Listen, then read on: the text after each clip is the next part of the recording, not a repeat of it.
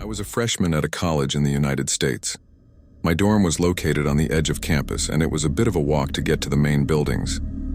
I had heard rumors about the dorm being haunted, but I didn't believe them until one night.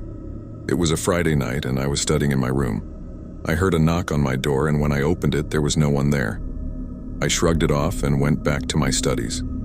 A few minutes later, I heard another knock. This time, when I opened the door, I saw a figure in the hallway. It was a woman, and she was wearing a white dress. I couldn't see her face, but I could tell that she was staring at me. I was terrified, but I managed to ask her if she needed help. She didn't respond, and instead she started walking down the hallway. I followed her, and she led me to the end of the hallway. There was a door there that I had never seen before. The woman opened the door, and I could see that there was a staircase leading down. I hesitated, but the woman beckoned me to follow her. I descended the stairs, and I could hear strange noises coming from below. When I reached the bottom, I saw that there was a room there. It was dark, and I couldn't see anything, but I could feel that there was something in the room with me. Suddenly, I heard a voice. It was a woman's voice, and it was coming from the darkness. She said, "Get out of here. This place is cursed." I turned to run, but I felt something grab my ankle. I fell to the ground, and I could see that there were hands reaching out from the darkness. I managed to break free, and I ran up the stairs as fast as I could. When I got back to my room, I locked the door and sat there in silence. I didn't sleep that night, and I never went back to that part of the dorm again. I was a freshman at a college in the Midwest.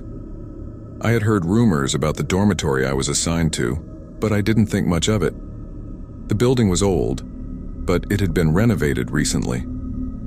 I was excited to start my college journey and make new friends. The first few weeks were uneventful. I made friends with my roommate and other students on my floor. However, things started to get weird after a few weeks. I would hear strange noises at night, and my roommate would complain about feeling like someone was watching him. One night, I woke up to find my roommate standing at the foot of my bed. He was staring at me with a blank expression. I asked him what was wrong, but he didn't respond. He just stood there for a few minutes before walking back to his bed and going to sleep. The next day, I asked him about it, but he didn't remember anything. He said he had a nightmare and must have sleepwalked. I tried to brush it off, but I couldn't shake the feeling that something was off. A few days later, I woke up in the middle of the night to find my roommate's bed empty. I searched the dormitory, but I couldn't find him.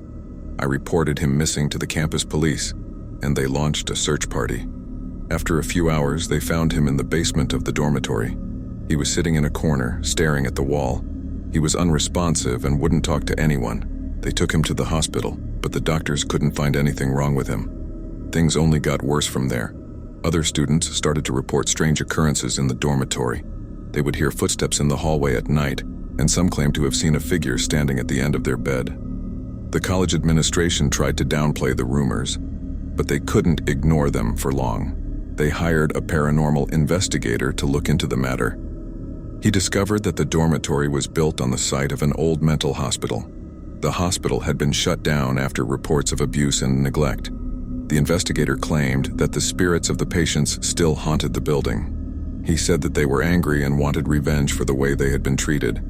The college administration denied the claims, but they couldn't deny the strange occurrences that continued to happen in the dormitory. I never found out what happened to my roommate.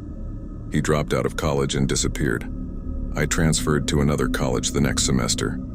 I never forgot about the strange occurrences in that dormitory. I still get chills thinking about it. I never thought I would experience something so terrifying in my life. It happened when I was a freshman at a prestigious college in the city. I was staying in a dormitory with 3 other girls who were all friendly and nice. We had a lot of fun together, studying, partying, and hanging out. One night, we decided to watch a horror movie on Netflix. We chose a classic one, The Exorcist, which none of us had seen before. We turned off the lights, grabbed some popcorn, and settled on our beds. The movie was scary, but we laughed and joked throughout, trying to ease the tension. Then, something weird happened. The movie started to glitch, and the screen went black. We heard a loud noise, like a scream, coming from the speakers. We all jumped and looked at each other, confused and scared. We thought it was part of the movie, but then we realized that the sound was not coming from the TV, but from the hallway outside. We got up and opened the door, curious and nervous. We saw a crowd of people gathered around something on the floor. We pushed our way through and saw a horrifying sight. It was one of our classmates, a girl named Lisa, who was lying on the ground, convulsing and foaming at the mouth. Her eyes were rolled back and her voice was distorted, as if she was possessed by a demon. We were shocked and terrified. We didn't know what to do.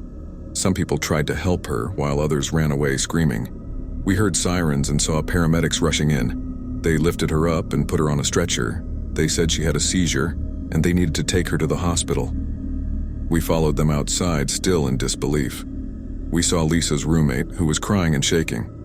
She told us that Lisa had been acting strange lately, talking to herself, writing weird symbols on the walls, and playing with a Ouija board.